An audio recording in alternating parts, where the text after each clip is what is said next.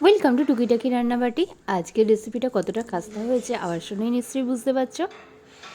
যে পুরটা করে রেখেছিলাম ভেজিটেবিল চপের, ওটা থেকে আমি এবার একটা একটা করে মুন্ডো করে নেব। ভেজিটেবিল চপের পুরটা আমি বানিয়েছিলাম বিট গাজর, কড়াইশুঁটি আর আলু দিয়ে ডুমো ডুমো করে কেটে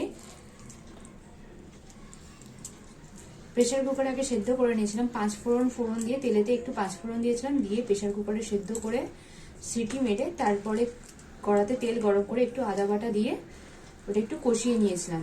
সেদ্ধ করা এই মশলাটা একটু কষিয়ে নিয়েছিলাম, আর লাস্টে ভাজা মশলা ছড়িয়ে দিয়েছিলাম। এখন আমি আবার বেশি করে ভাজা মশলা ছড়িয়ে দিলাম আর একটু টেস্টটা ভালো করার জন্য। হ্যাঁ, আর সাথে নুন চিনি অ্যাড করেছিলাম, চিনিটা একটু বেশিই দিয়েছি কারণ এটা তো ভেজিটেবল চপ, একটু মিষ্টি মিষ্টি হয়। লেচি মানে আমি ডুমো ডুমো করে নিয়েছি, আর সাথে রয়েছে বিস্কুটের গুঁড়ো। এবার বিস্কুটের গুঁড়োয় আগে ফার্স্ট কোটিংটা করে নেব। জাস্ট এইভাবে আমি সমস্ত বিস্কুটের গুঁড়োয় কোটিং করে নিচ্ছি। সবগুলো ভালো করে সেপ দিয়ে নিয়েছি বিস্কুটের গুঁড়োয় কোট করে। এবার আমি ব্যাটারটা করে নেব।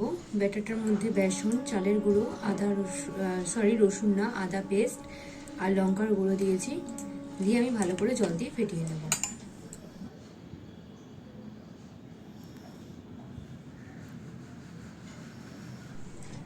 ব্যাটারটা আমার রেডি হয়ে গেছে। এবার এর মধ্যে আমি ভেজিটেবল চপগুলো দিয়ে দেবো, দিয়ে আমি বিস্কুটের গুঁড়োয় কোট করে নেব।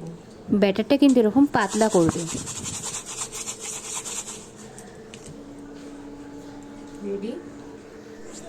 রেডি আমার ভেজিটেবল চপ ফ্রাই করার জন্য। আমি 5 মিনিট নর্মাল ফ্রিজে রেখেছিলাম কোটিংটা সেট করার জন্য।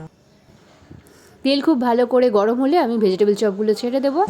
একটু নাড়াচাড়া করে নামিয়ে নিলেই রেডি আমাদের মুচমুচে ভেজিটেবল চপ। বাট এখানে একটা জিনিস মাথায় রাখবে, অবশ্যই হাই ফ্লেমে করবে, নাহলে কিন্তু ভেজিটেবল চপগুলো ফেটে যাওয়ার সম্ভাবনা আছে।